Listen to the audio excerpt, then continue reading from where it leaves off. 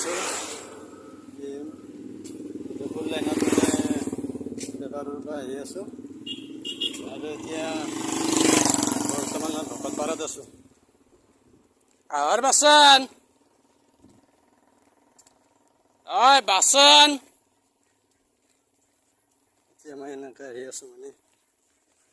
বাচন লৈ এনেকৈ বৰ্তমান ঐ বাচন